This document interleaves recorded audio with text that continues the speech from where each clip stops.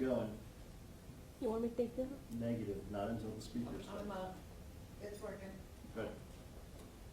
So audio is being broadcast now.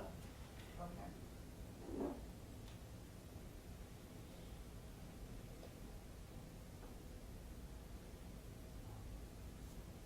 And everyone gets very quiet.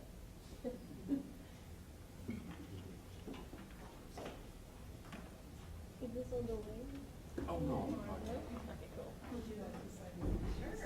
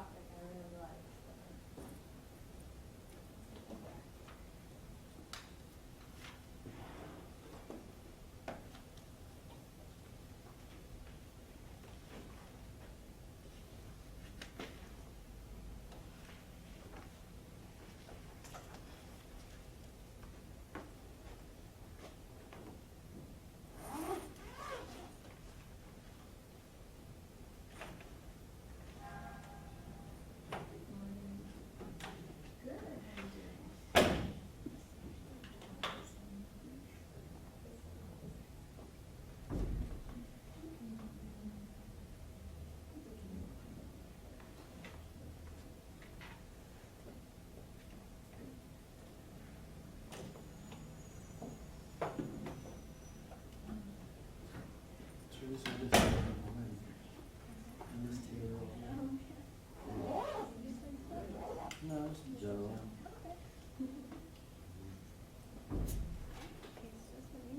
I know, but it'd be nice if he usually pops in and we exchange cordialities.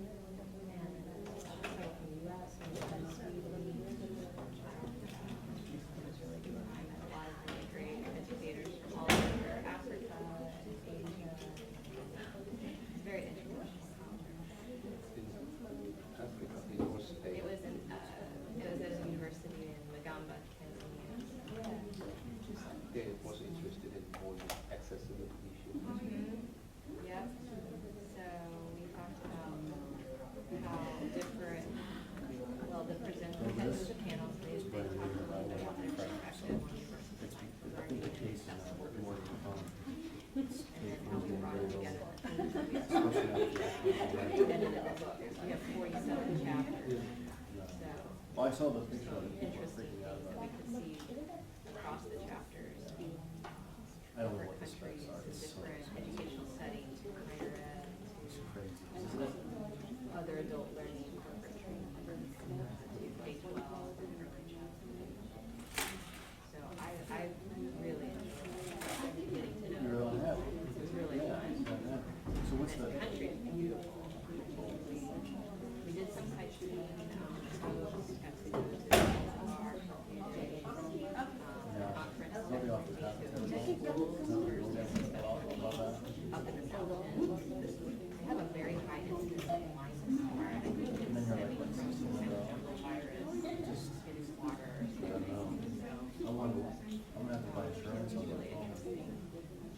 To talk with teachers. I mean, this was $1,000, but I mean, this is the 6S. I got it. I learned a lot. 6S It's plus. been hard to communicate with them since then, but I think they just blocked a lot of the emails. But it's okay. So like, I can't switch from vibrate to audio, so I never can hear my phone. Yeah, I had like one guy, he It's told me been 4 broken times, down over here. I got it. Oh. He said, I gave out, my information. I don't have their information for everyone. Well,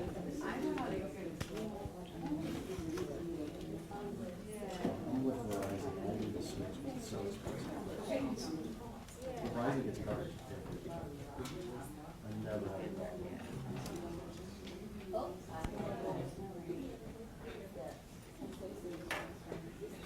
Yeah, that doesn't happen to me much. Very rarely. But yeah, Verizon's expensive.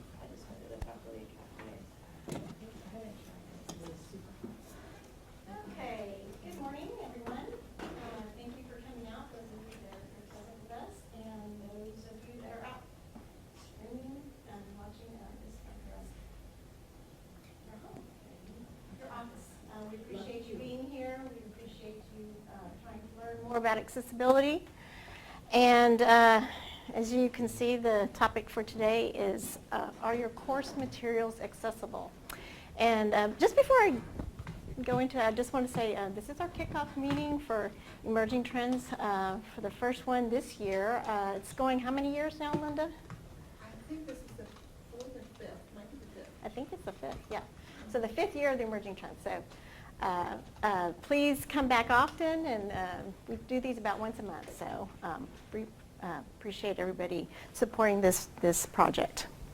Okay, so my name is Teresa Acosta. I am with the Faculty and Departmental Instructional Support Office, and I am joined today by Fang Fang and Jingyuan Fu. They're going to be presenting along with me.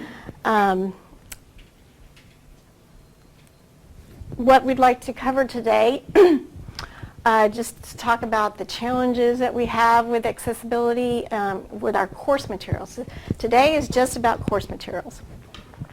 We're going to introduce to you Ally for Blackboard, for those of you who don't know that product. We are going to talk about UH accessibility goals. So we do have some goals that we need to meet. And then Jingyuan and Fang Fang are going to present to you what they've had to do to get a course into the 90%, 95% range of accessibility. So, so their adventures doing that, they're going to cover today. Okay, and then we'll open it for questions and answers. All right, so how do we get here? What's the problem? You know, my course materials are accessible, right? Okay, so the issue is that we've seen around the country, and probably you've been reading in the Chronicle of Higher Education or Inside Higher Ed, those sorts of places. There are lawsuits around different aspects of accessibility. The big one that probably a lot of people have heard about is the University of California. Their videos on their open educational courses were deemed to be not accessible because they were not captioned. So the University of California had to basically take all that down because it was just too much of a financial burden to take care of that. So that was a response there. Then just recently, just last week, down the road, I won't mention the school, but the institution, but there is a medical student who is suing that institution for not accommodating him. He's paraplegic, tetraplegic. They're not accommodating him, he's alleging, in different ways. So not just physical, but other ways as well. So it's a problem, and it's a growing problem. No one institution is immune from this. So we have to address it. And from the outset, I want to say that accessibility is not about the quality of your courses. It's not about the quality of the content of your courses. It's about making sure that people who have to use an assistive device can read and follow along the material that you've provided. So that's what this is all about, because we've actually had questions about that. Are you looking at the quality of my course? No, we're not looking at the quality of your course. So this is very important to understand. All right, so what do we mean by content? Right now, what's possible to scan and to to assess are these types. So we have PDFs, Word docs, PowerPoints. I don't know if anybody's using OpenOffice, LibreOffice. Then images can be scanned, videos to some respect can be scanned by this new system. Publisher and open educational resource materials can be scanned, and HTML files. But you understand that you have those kinds of materials, right? We all have these kinds of materials in the courses, so there's potential for inaccessibility. So that's where we are right now.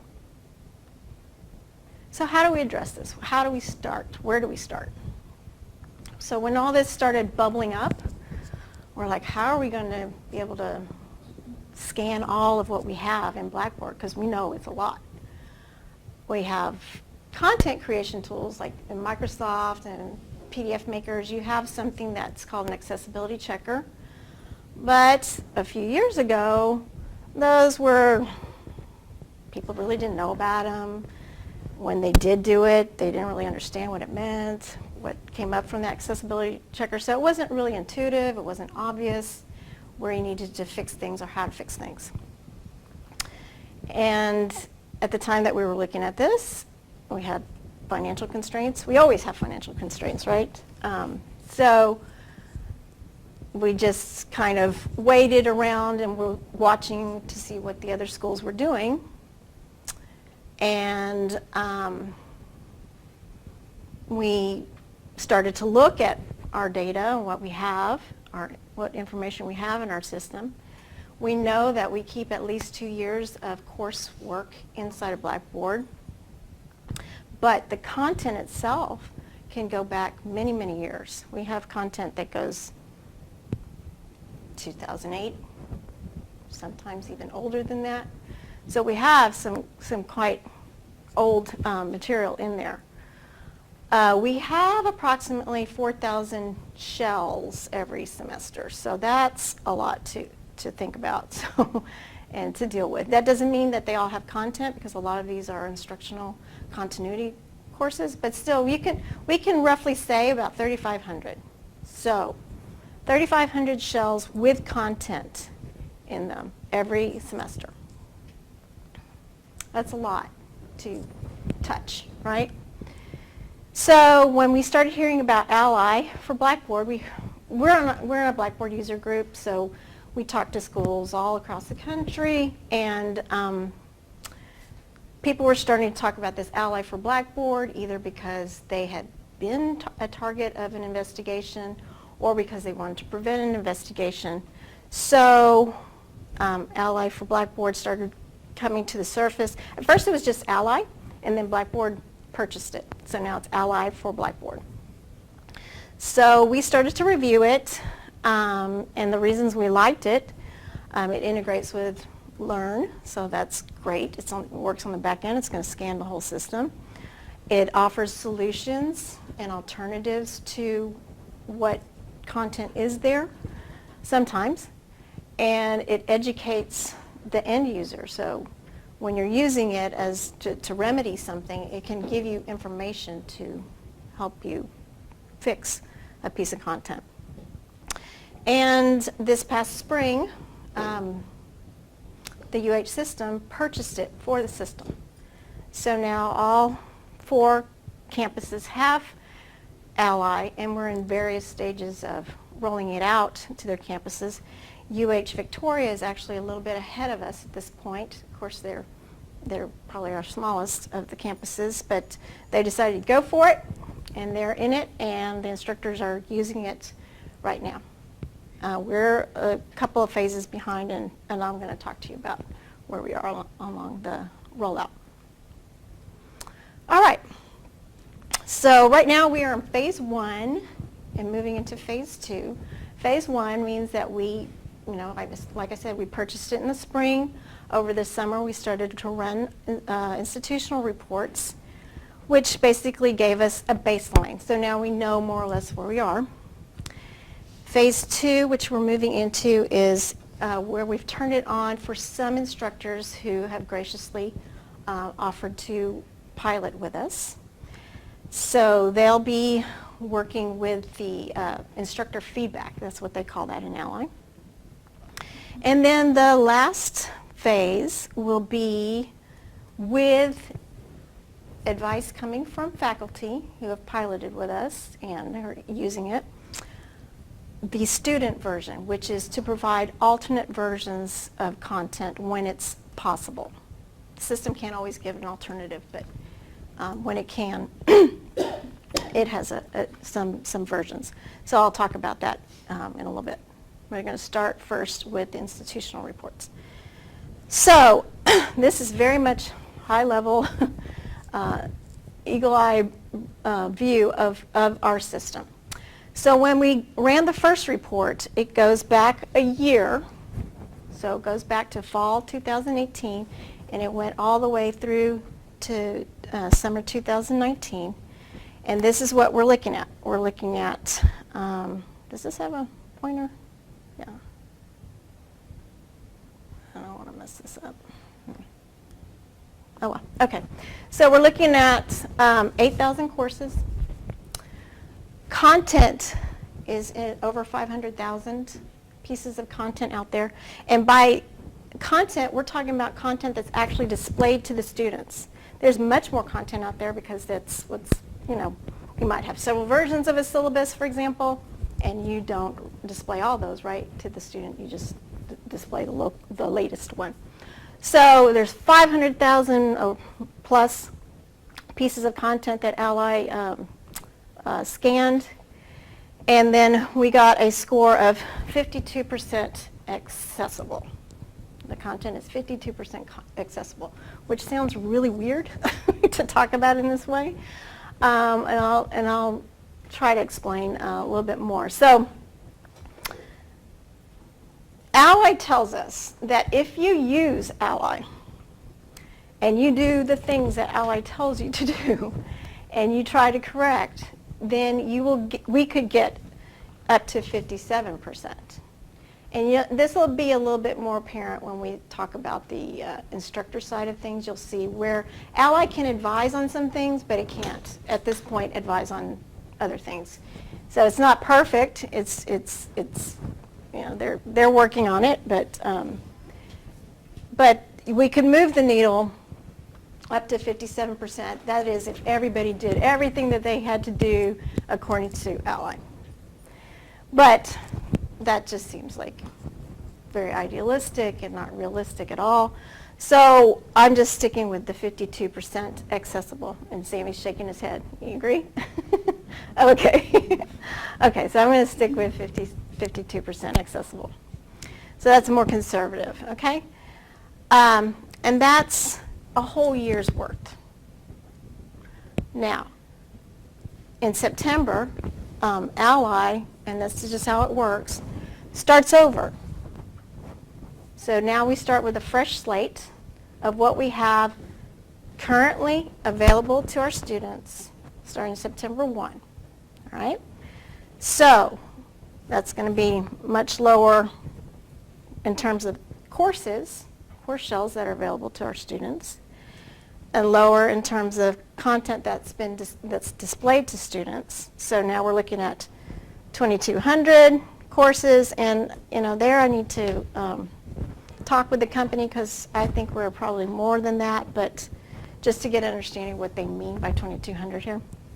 And then content is pushing upward towards 20,000 at this point. It could be even higher today because it will cycle through and pick up as we go along. I can't tell you how often they do that, but it will have ticked up.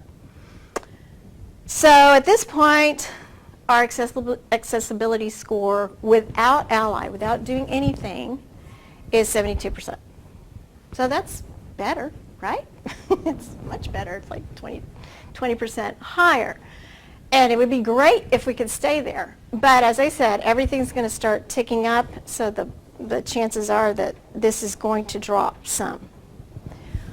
But now that we have Ally and can learn from Ally, those folks that are going to be piloting, they'll be changing things, and then as we go along, and we roll it out to other instructors, they'll be trying things and changing things according to what Ally tells them to do, advises them to do. And so we're hoping that we can get the number up from 52% this time next year, right? So we're thinking summer 2020 that hopefully will be over and above 52%, whatever that number is. We're not going to pick a number because that's just unrealistic.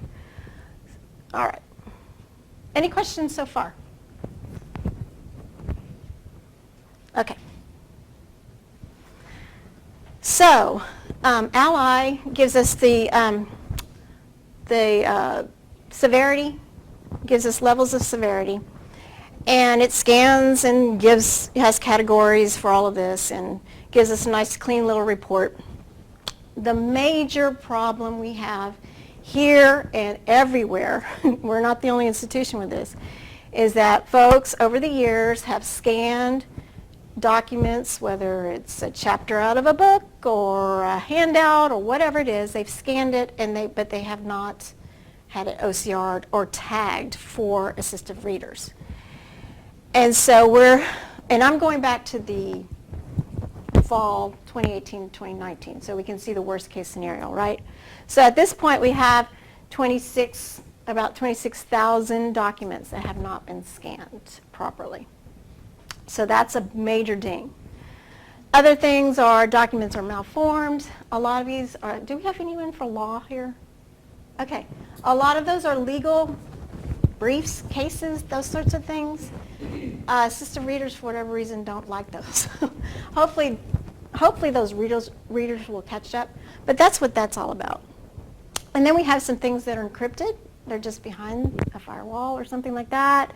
And Ally can't get to those. But these are like in the 100 range. And then we did have a case of people using animated GIFs. You know what those are? Those little things that flash and do all that. That's a big no-no because that can produce seizures. So fortunately that is no longer a problem, at least now in September. Those have been deleted, but keep that in mind. All right, just so you know what a scanned but not OCR'd document looks like. I have an example here. You see it's really grainy, it's hard to read. It would be hard to read just normal, if you have normal vision. So you can imagine someone with low vision or no vision, what the problem could be here.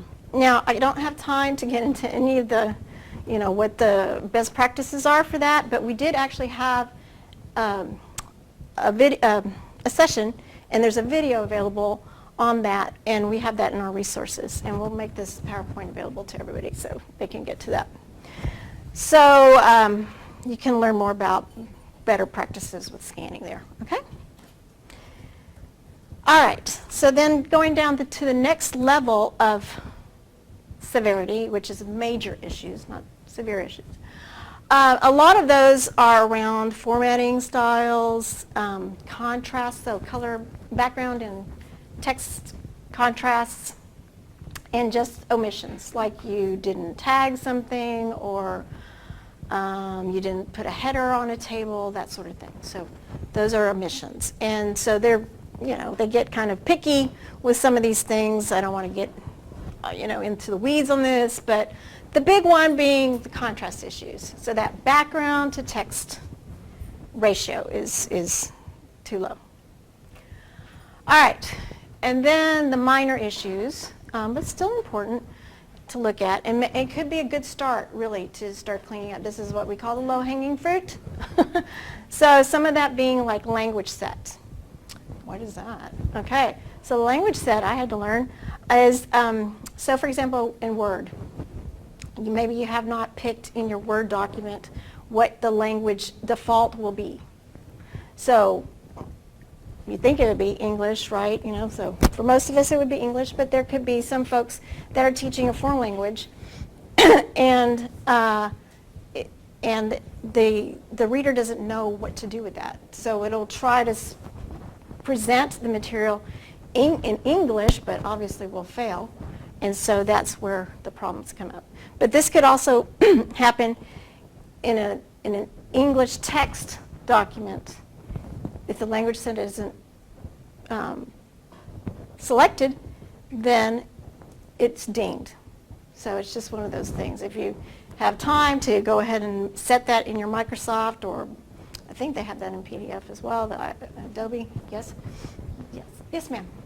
Sorry, I'm not IT, so just forgive me. for That's that, all right. but, is this something that you're wanting our professors to do, or is this something that we would run through? Well, you know, it's the professor's content, so that's a good start, but if they don't know how to do that, then they can come to talk to an instructional designer. A librarian sometimes will know how to do that as well. So, and we have a lot of resources in our blog. So, yeah. Okay. All right. So, so these are the minor issues, the low-hanging fruit. So let me move along real quick because I want you to see what instructors are going to see. So when we turn this on, which we have turned on, but we've only onboarded those faculty that are piloting with us. So what they will see in their content collection or content area, so what's displayed to the students, they're going to see these gauges over to the right, the far right, over here. This will explain the levels, okay? So red means not good. And that's the way I like to think about it. You know, I don't want to think about these ranges. It's just too cumbersome. The amber or yellow color means it's better, but you still need to work on some things. The paler green, which doesn't show up too well here, but the paler green, high. You're very close to the mark now, but there's still some things that could be addressed in the document. And then the dark green is 100%. You nailed it, and that can happen. And that can happen because it's a very brief document. It's simple formatting, you know. So this is not unattainable, perfect. However, if you can get in the high, that's great because you have really moved the needle there. Okay. So the Ally scores, and this is, again, anything that's displayed for students, okay? So I'm going to walk you through the workflow more or less so you can see how this works. So if you're starting just from scratch, you upload a document into Blackboard, and where does it go? Content collection, thank you.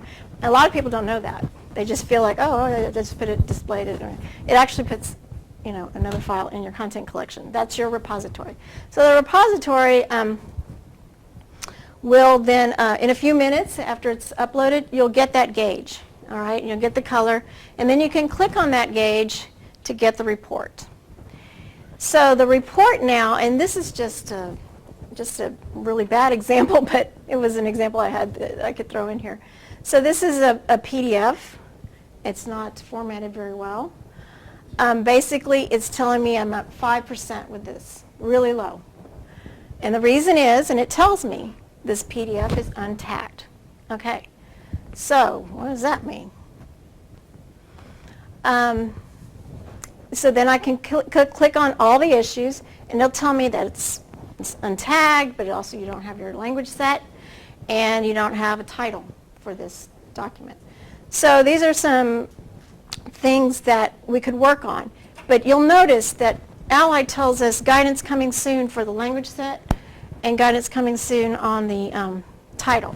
That means that Ally is not going to be able to give us that information at that point. If you're going to do it, you're going to do it on your own, try to figure that out. And that's why there's that discrepancy on with Ally getting things up and without Ally. So these two would be without Ally, right? So you have to do that on your own. Yes, ma'am. Sorry to interrupt. That's You okay. mentioned tagging a number of times. Yes. Could you explain what that means? Okay. So I don't know. Right. So in a PDF, the tagging would be to set in the PDF if your title, your headers, the style, more or less. And that's what a PDF tagging is. There are other kinds of tagging, like for the image, where you set the alternative text so that the reader can read and tell the person listening what that image is about. So, I mean, sorry, I don't mean And normally I create a PDF by just saving a Word document as a PDF file and don't do anything else to it. I guess that's not enough. No, that's not enough. Yeah, so that's where the tagging would come in. So,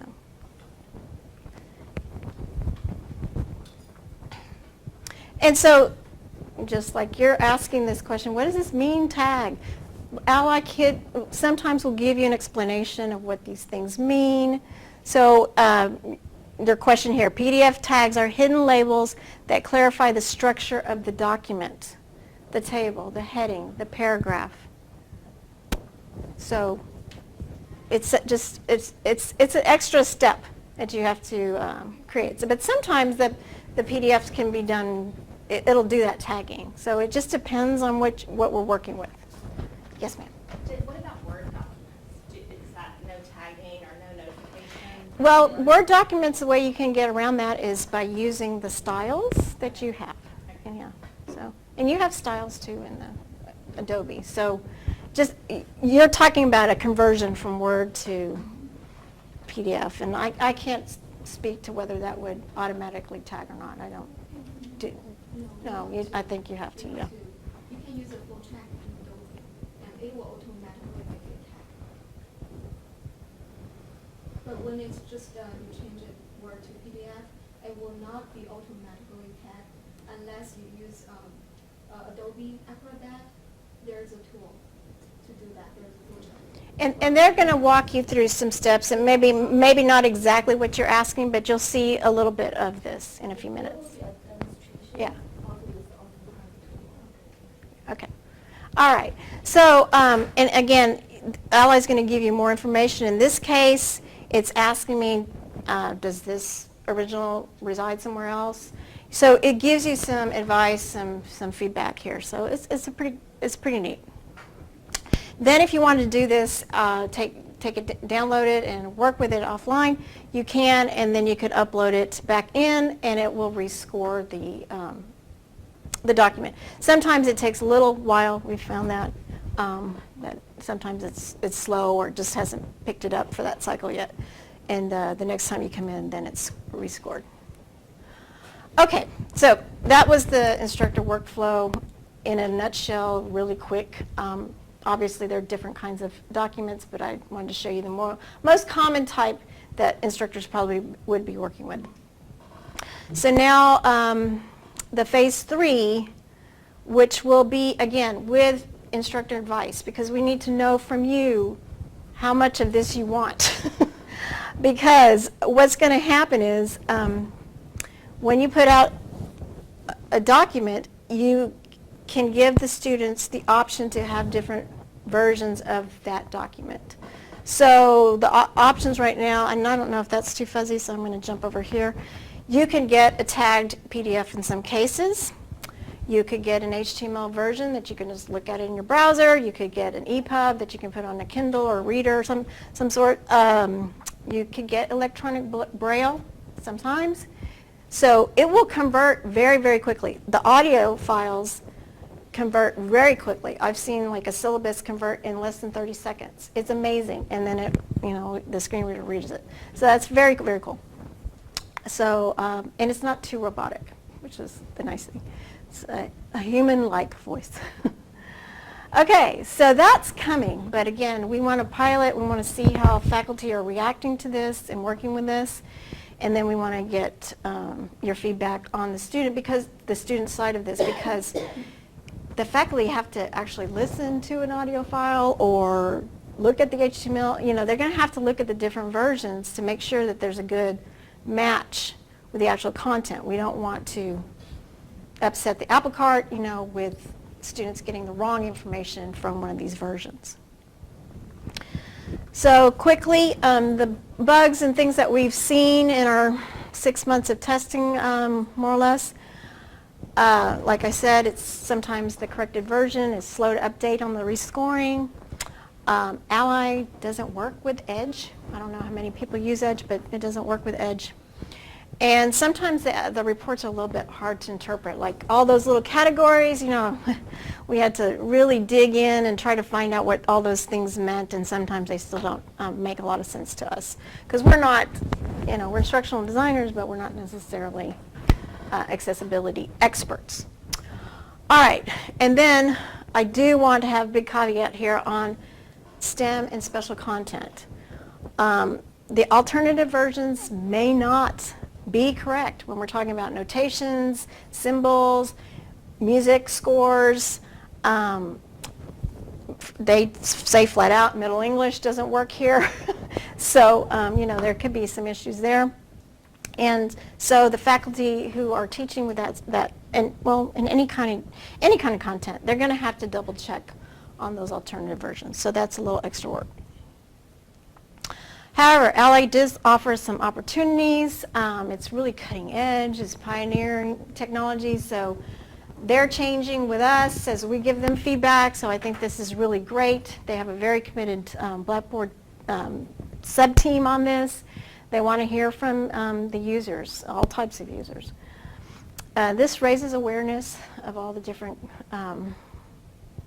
ways that we create content, so that we are using the more accessible tools out there. Hopefully we're reaching more of our students, maybe students who have been silently suffering maybe, because they don't always necessarily identify themselves to you, all right? I mean, how many of us use, I do, readers now to look at your stuff? You're using assistive devices, and so are they. They're using screen readers because it works for them. So they may not tell you that. So that's why we want to help reach everybody that we can, because we're educators, we're in the business of getting knowledge out to our students the best way we can. And then regardless, maybe a student just wants to hear something on the bus and an audio file. They're not getting Wi-Fi, so they can't look at their stuff right now, so they want to hear it. So this gives them the opportunity to do that. So our goal is to move the needle up. We want to trend up. A good place to start with this is with your syllabus. Syllabi have many different elements. You have text, obviously. You have places where you can learn how to style and format your document. Headings and headers on tables, that's a big problem. So learning how to do your tables correctly, the tagging and HTML linking. So that's another thing that we can work on just with the syllabus. You have the accessibility checkers, so try those out. See what it comes up with. If you have questions, come talk to an instructional designer. And we have a lot of resources out there, so we've got our blog, and you can take a look at that stuff. So what we're working on, just so that you know, we've been looking at template creation maybe. We have already done some CSS, that's the web, the interface, how it looks to you, updates, slight things that you may have not even noticed. We are planning to upgrade to the 2016 theme, so that's going to be a new interface. Your tools are going to work pretty much the same way, but your look and feel is going to be different. It's going to lock down some stuff. We're learning about Ally, and we're learning about accessibility in general. We're creating tutorials and trainings around all of this. We have an instruction blog, so we have all that again in the resources. We're testing. We're piloting now. And some things we're looking at, just touching on this fall, we're going to be looking at and informing and working with instructors on possibly changing up their menu style. They have, we see a lot of these low contrast. There's just not enough contrast, so as you see at the top left, you have a dark background with a darker text. That doesn't work very well. These kinds of menus are better because your text pops out a little bit more. And then there's the white and black, which supposedly is best. There could be arguments made for some color there. But in any case, if you're worried about it, there's this nice group that's called colorsafe.co, and they have a lot of different ways for you to do color contrasting, so you can get a good ratio for that background to text. So that's nice. And let's see, another thing we're going to be working on is pushing image tagging. This is huge.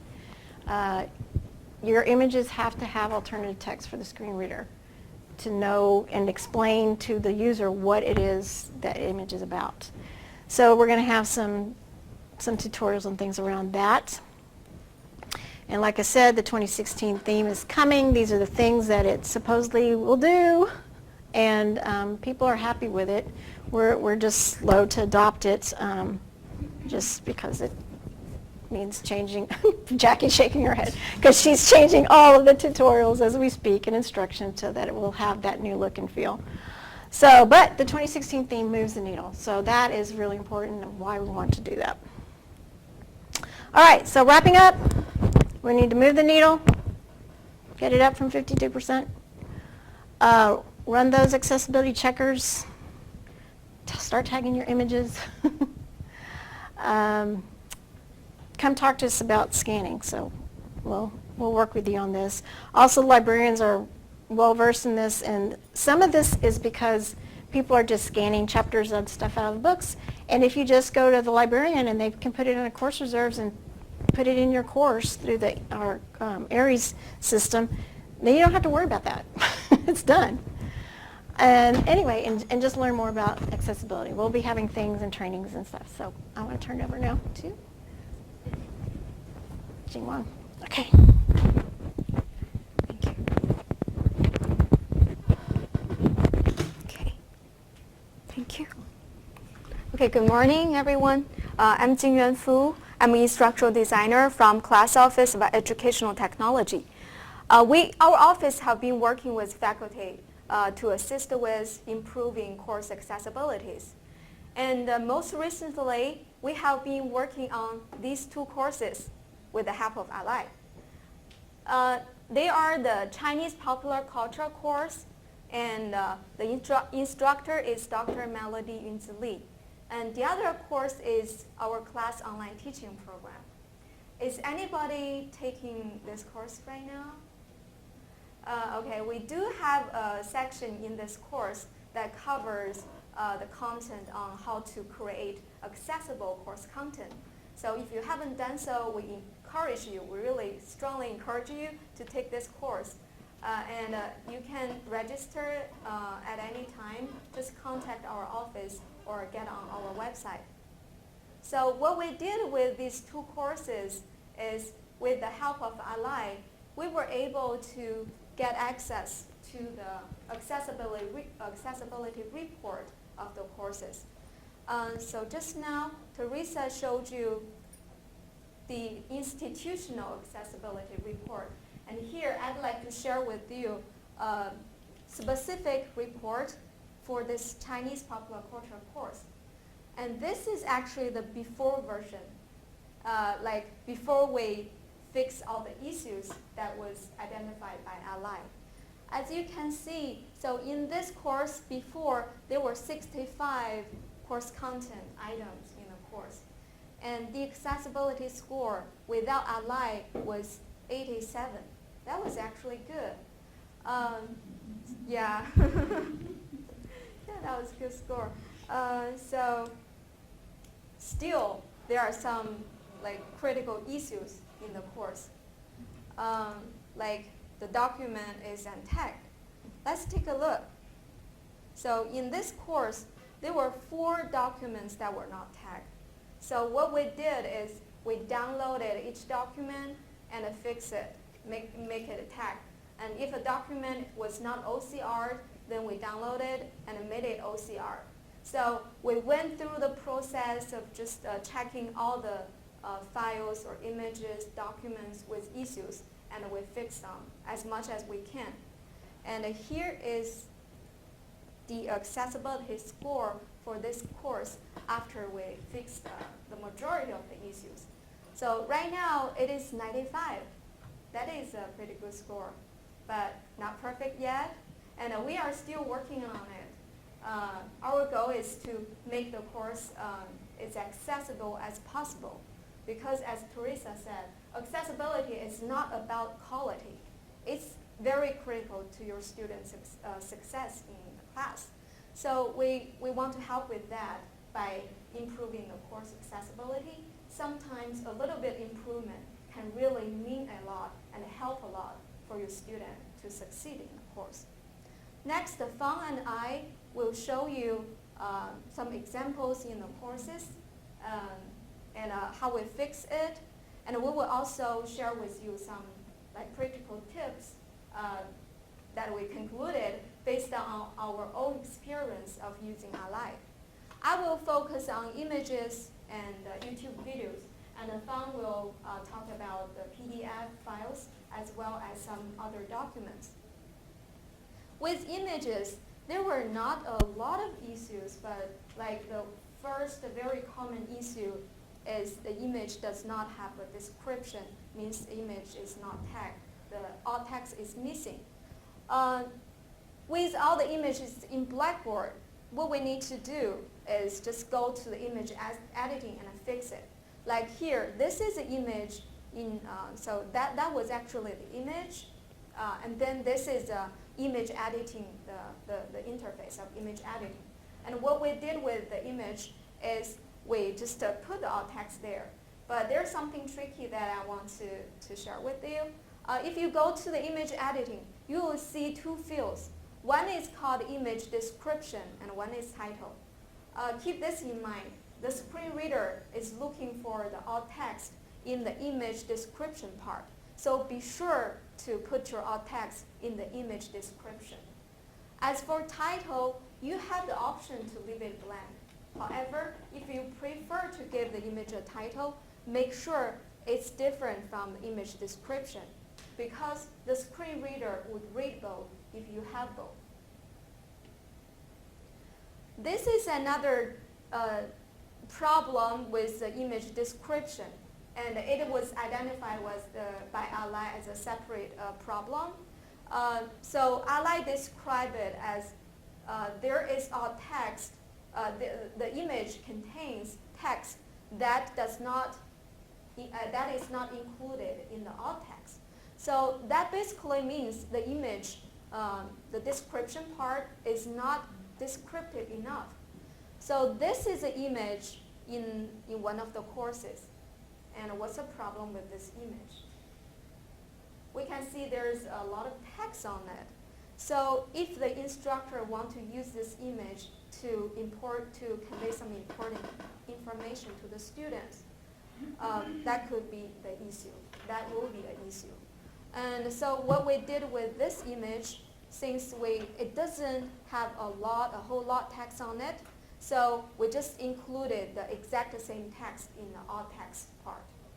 But sometimes you may have an image that is really acting as text, and it can contain a lot more text than like this one.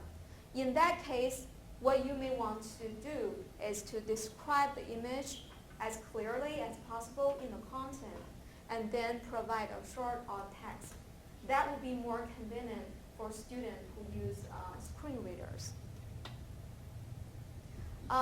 Some tips that we would like to share with you about the image tagging. Because screen reader can automatically announce an image as image. So you don't have to put the text picture off or image off. If you do that, screen reader will read it as image, image off, or image, picture off. So that would be redundant. Then we have the experience of checking one courses, and what happened is when we went through all the images, we realized that all the images were already tagged. However, Ally still had a list of images that showed as lack of tagging. So we checked and checked again, and then we realized that these images, they were in the content collection. So since Ally can check all the files or the items in the content collection. So if you have an image, maybe it's an extra version of the image that you were using in the course, you uploaded it earlier, but you didn't use it, then Ally will still identify it as missing of the alt text. So be sure to delete it, to delete all the images that you are no longer using in the course. That is important. Then as we can see, like if you use an image with a lot of text, it can cause a lot of trouble, accessibility trouble issue. So we recommend replace that kind of image just with actual text. And if you cannot avoid using it, then be sure to follow what we did. You can either include enough alt text or describe it as clear as possible in the content collection and then provide a shorter alt text. Another kind of image issue is with the contrast. So Teresa showed us the contrast, some contrast issue in Blackboard theme. And with images, that happens a lot. In the first picture on the left, like the top line, it's very difficult to read because of the color contrast. The text were kind of gray. This was in one of the courses, and it was actually a screenshot. So what we did is we went back to that original document and we changed the color, and then we retook a screenshot and re-uploaded it. As for the second one, it's also a screenshot, and it's actually a screenshot of some Blackboard content. So because we have some issues with the Blackboard theme, so this image was identified as like having issues with contrast. If you have an image like this that you don't own, so you can change the color, but what you can do is you can change the contrast ratio. And to do this, you can use any photo editing tool that you feel comfortable with. Like we recommend using PowerPoint because that's easier to use. You can just upload the image into a PowerPoint slide and then use the tool called picture format. Use that feature, and then you will be able to adjust the contrast ratio. The other tools that you can use, like Canva, Pixlr, or Remediate, they are web-based and they are free. And if you feel more comfortable with some more professional photo editing tool like Photoshop or Lightroom, just feel free to use them. So based on our experience with all the images with the contrast issues, we recommend you to keep this in mind before you decide to use the image in your Blackboard content. Just to check with yourself the contrast, the color contrast. Anybody has a question? So I teach photography, so I'm using a lot of images. And some of the images I have, that I want the image to say a lot of things. So what I'm doing is I'm targeting people who have vision issues, and with the alt text, then is that right? So Yeah. I would need to explain all of those things that I'm trying to convey in the image inside the alt text. Yes, because screen reader cannot read images, cannot read the text on the images. Well, unless you like change it to a PDF and then make it OCR. Otherwise, if it's just an image format, it cannot be read. So the best practice is just to either describe it as clear as possible or include enough alt text in the alt text field. So when I put, let's say the image I'm using is image X, and everybody knows image X. And so I'm going to use it in course 1, and then later on I want to use it in course 2. So I've put all of my alt tagging information into course 1, and I've saved it inside of my content manager. When I use it for class 2, will that information carry over, or do I need to copy and paste it back in? Are they different sections in Blackboard? Let's say it's a different class. Different class. Yes, you would have to do it with every single course. Because if they have different course collections, then it will be different, like 2 different separate courses. Okay. Yeah, you have to do it. All right. Mhm. You could copy over the content page. If it's in from one Blackboard, course to the Oh, you other. can? yeah. But I'm not sure if the alt text and all will be carried over. I think it should be, but that's Alright. one way to do it, that you can copy, like if you have a learning module or a content page, you can copy that over from one. Yeah, you can course copy to the over other. the content. But with the alt text, so I don't think so, but I have to check it out because we haven't done this before. We don't have a course that was copied over and then the alt text, we don't know whether it's copied or not. Sure. So you mentioned Photoshop as an editing tool. So one of the things I can do inside of Photoshop or Lightroom is I can put inside metadata inside the image so that it flows with that file. Could I put alt text inside, and it would, a learning management system would then read that? Would it pull it up? I don't think so. I'm not sure, but In the metadata? In the metadata of the image itself? Because I'm trying to see if I can not have to redo this every single time. It should, you're saying will it carry over or will the screen reader read it? Will the learning management system recognize that there's alt text and pull it out and use it as opposed to me placing it there manually?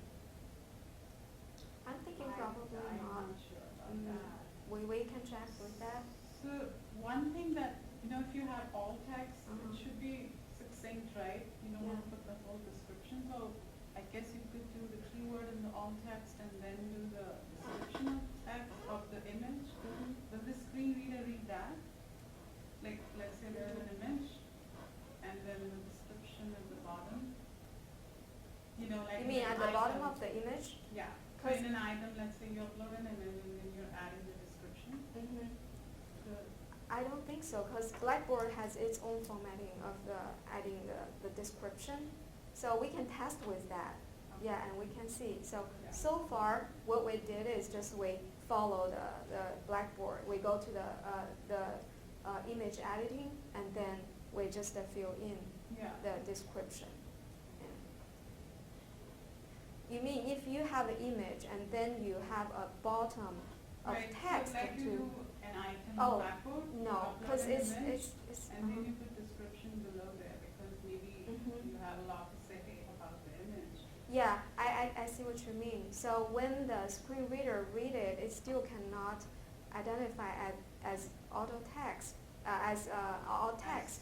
However, I think it will read the Should. text later. Yeah, but I think a better practice is just to tag the image, because otherwise, if in Blackboard, if now we have ally will still identify it as an issue because the alt text part is still empty.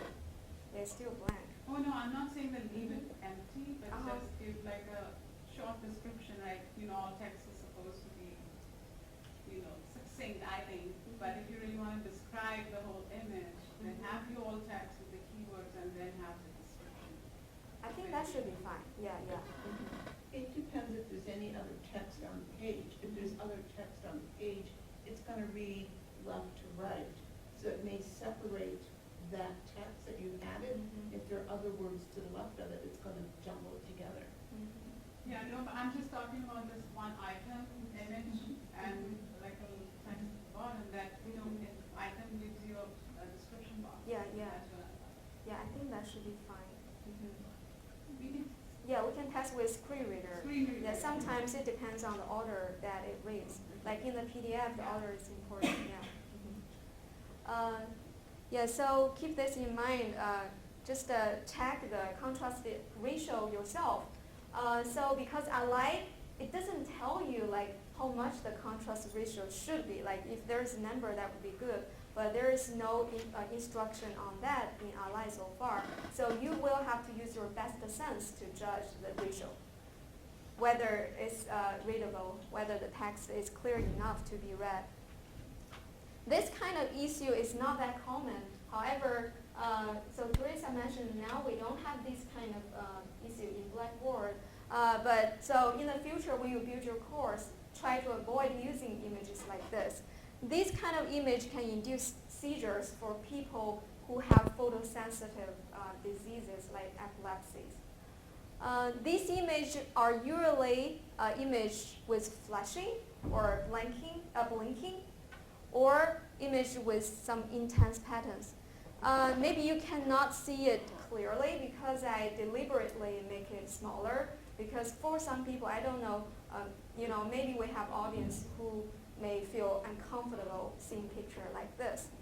And with this animated GIFs, I want to show you briefly, but be prepared. It could be very disturbing for some people. It's something like this. Yeah, so like I think for people with just normal vision, and it could cause discomfort in the eyes, but for people who have some photosensitive issues, disease, it could be dangerous. So with this kind of image, just don't use them. I know maybe for some instructors who teach some subject like science, maybe you need to use the first one, image like the first one, but then keep the accessibility in mind and try to find an alternative image or change the contrast ratio, make it not that bright. About YouTube videos, I want to bring this to your attention that Ally can check YouTube videos for captions. And we think that we embed the video or provide the link in our course, but Ally is smart enough to check through that and check the captions.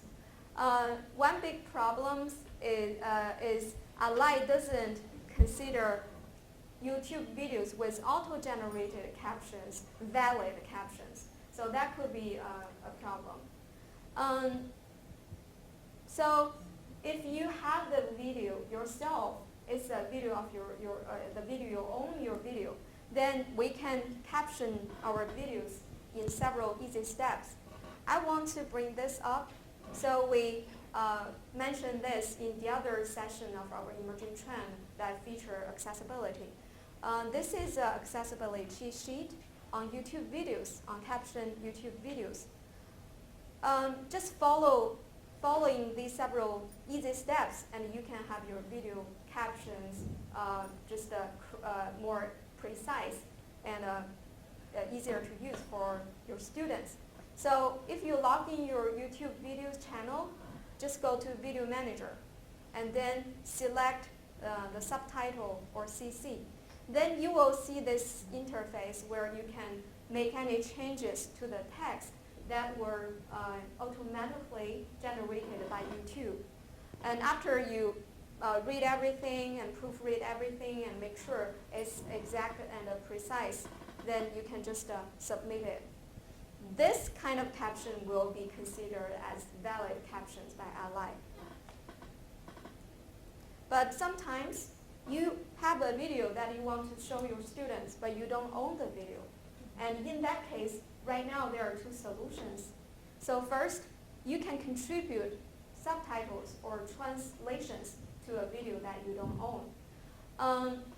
To do that is also easy. When you are playing a YouTube video, this is like the player view. So you will see this icon with 3 dots. I make it bigger here. Just click on this, and next you will see this these options, and just click on Add Translations. Then you will see the same interface as you see here when you caption your own YouTube videos, so that you can make any changes to the text that was automatically generated by YouTube. And after you doing that, you can submit it, but it has to be approved by the owner. But at least there's a way that we can do it right now. Another way to solve this problem is you can include like a script of the video. Well, I know that's time consuming, but at least you can include like the summary on the important informations on the video. It's time consuming, but it's very worth it because it helps a lot for students who can just cannot watch the video. Okay, so next I'm going to turn it to Fang, and she will talk about PDF files as well as other documents. Thank you, Jingyuan. I'm going to talk about the document issues. When you read your accessibility report, when it is available, you probably will see the top issues will be document. Because majority of the course, they use a lot of document. And when we're talking documents in Blackboard, we talk about like a Word file, PDF file, Excel file, HTML file, I mean, basically any text files. And so just a quick comparison of the institutional report and the Chinese class report. The left side institutional report I just took like a couple days ago. And you can see the top 5 issues are all documents. And there are a lot of repeating patterns. So if you see That's the same problem. And the document is not tagged, and also they don't have the headings. Those issues, I'm going to show how to fix them. So let's say first in the PDF file. So to fix a PDF file, I recommend Adobe Acrobat, because first it's free. Anyone, we can download it from the UIT software website. And it's easy. We have seen a lot of issues. You may be like scared, but actually fix it is not as complicated as you thought. So let's see, the first is the OCR. You just use the edit PDF tool. I did a short screencasting about how to fix it. So the first, you just need to open your files. Yeah, it took me some time to find my files on my desktop. Yeah, you just find the top and open it in Adobe Acrobat, and you will see the toolbar on the right side. Click the Edit PDF file.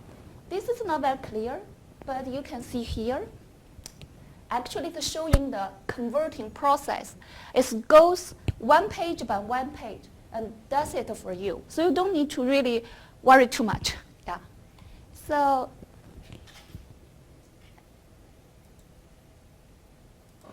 the other issues we all talk about, like no headings and no alt text. And we also have another issue is reading order.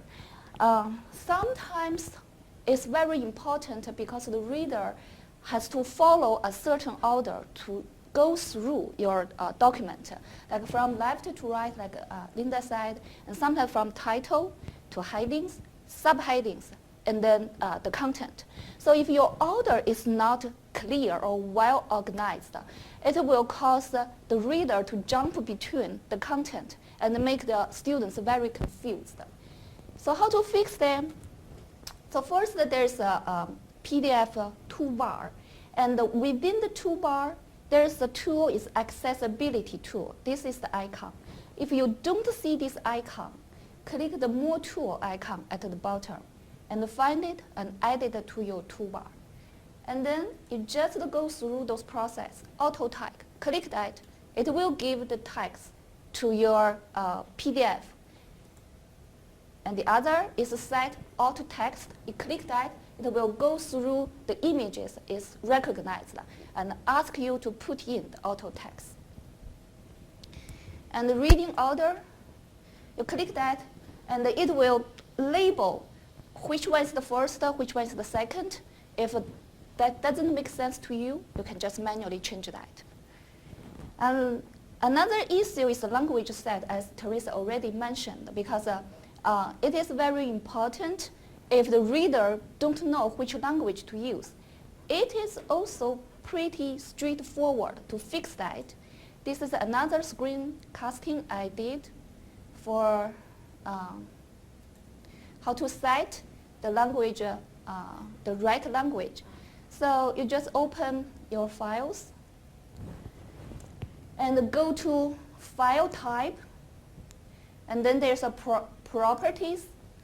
Select the properties. It doesn't show really well, but select the properties. Okay, let me stop that.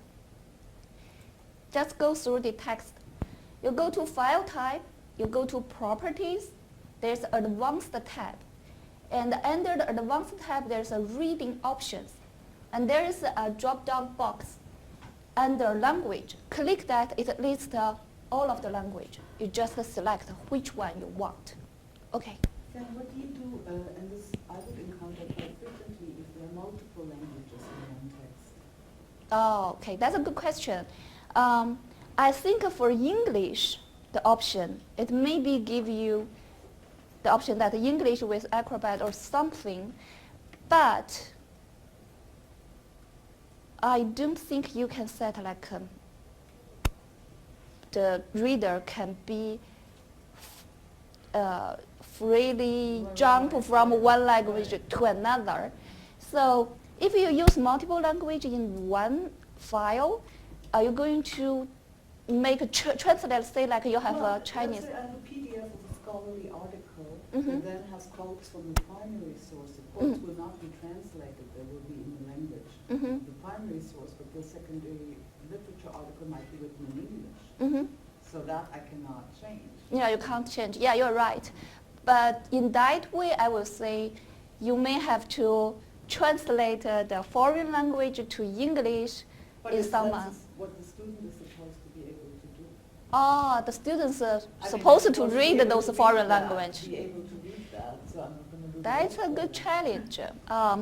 Who can answer? I mean, this is yeah. kind of maybe not relevant to other Perhaps it people could here, be but. extracted and put in another document, and then that is set to the. Yeah. But I mean, a scholarly article could have multiple quotes from the primary source that's being analyzed, and then they Mhm. would be out of context. Yeah, I feel like this is a very unique It's- yeah. situation, so Well, I, that's- yeah, I don't, yeah. yeah, it probably needs some, It's something we'll work on. some finessing, but I don't know that the technology's there yet.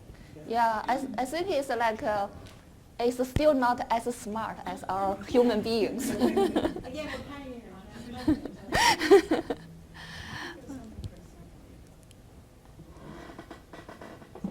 Okay, so let's talk about PDF design. So from now on, when you design your PDF, we want to design or plan first. We don't want to go through the process to check about it. If it doesn't work, we download, we fix it, and upload. Let's say we make it perfect when we start to work on it. So first, you need to select the authoring application. Personally, I use a lot like Acrobat, Adobe Suite, Microsoft Office softwares, because they are mainstream softwares, and they do a lot of work in accessibility. And also, if you are familiar with one application, it's very easy to apply your skills and knowledge to another one, especially like in the Office suite. So after you pick up one and you plan your document structure, that's like a writing. When you start to write, you think, what is my topic? What is my conclusion? What is my evidence? How I justify my topic? The same thing. You think about what is your topic? What is your structure, the top headings, the subheadings? And by the way, we don't want to go beyond 6 levels of headings. And under each heading, what is your detailed text to elaborate those topics? And we all know that images and figures are big issues. So when you try to use a figure or image, think about what's the purpose. Is that a decoration? Is that information? Or is it like a very important descriptive? And what is the major content? Why you pick up? When you search for images, you must think, this is good, but why? And when you have the reason to explain to yourself, you can put that into the alt text. So that is the process that when you create a file, you're also creating the structure and the purpose of your file, and you do them together, and they are accessible PDF. And after your PDF is completed, you can run a full check. Let me just go back here. This is the same thing in the accessibility tool. There's a full check. And when you check about that, you get a report. So something that doesn't pass, and it also gives you the way how you can fix it. And you're reviewing your accessibility report, and you can manually fix that if necessary. A lot of cases, it auto-fix that. But there's also some places you have to go there and manually fix it. And yeah, that's what Jingyuan already showed. That is the website, the cheat sheet we use. And it has Adobe based on the versions. Okay, it has tools like the screenshot, step by step. So that's a good thing we use a lot. Our office use a lot. And next, I'm going to talk about documents. I'm going to just make it a very general idea, like all of the documents. And for documents, in Blackboard Documents, the issues is like missing headings. I would say use the tools built in Blackboard rather than like copy and paste from other. So I'm going to show you how to do that very briefly. So this is my, this is actually Jingyuan's developmental shell. So I'm going to build an item here. I give it a title. And I just have my text. Very quickly copy here. So I use the built-in tool like the schedule. I wanted it to be heading. Like week 1, I wanted it to be subheading. And then I have the other like the bullet points. And I want to build something to be the like the book 1, book 2, to be nested. So then in that way, I just build one that I like. Okay, there's some copy issues here, but basically this is the idea. So you use the built-in toolbar, and that will save you a lot of time. And we also talked about color. You can see all of the issues, they are very similar to each other. The color is like used default in Blackboard is white background and text, and is also considered the highest readable contrast. I just want to briefly mention about the contrast theory. Teresa already showed a very good website. This one showed you some simple rules you can just follow. White and black goes well. Black and yellow goes well. Never use red and green or red and blue together. I mean, red and blue are actually my favorite color, but they can't go together. Okay. And the bullet points I already show you. It's just like you use your bullet points, post there without like think about, okay, bullet 1, bullet 2. You post them together and then highlight them together and use the bullet points tool to do that. And no language set. This is a little bit complicated in Blackboard because in Blackboard it is technically a HTML file. So you have to insert some kind of like text. I'm not going to talk about that. I would just say if you really need help, find your college instructional designer, and we are very happy to help you. And next is just a briefly review about when you set up a document in Blackboard, the tools you can use. Yeah, I already showed that. It's just one thing I want to mention. If you copy something directly from Word file like what I just did, remove the formatting. You already saw that I got a little bit like a formatting issues. So remove the formatting first, make it a plain text.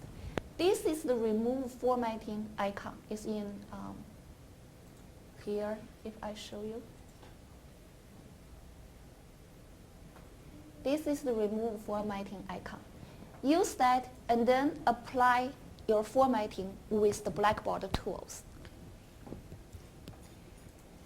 Okay, so that's the resources that I want to share with you. As Teresa mentioned, this is also new tool, new idea, and new challenge for us. I mean, we self-teach us a lot, and this website we use, like the material scanning I mean, we will share the Photoshop, the PowerPoint. You will get those resources. And at the meanwhile, we are very happy to share what we have learned with you. So we have a faculty cafe series. It's organized by instructional designers all over the campus. And in the late October and early November, we have events, a couple events about accessibility. You can see the schedule. It covers video captioning and scanned file, PowerPoint, and the general rules. That's very good because you can also get coffee and a bagel. And so enjoy. Okay. Yeah, let me just bring it to an ending.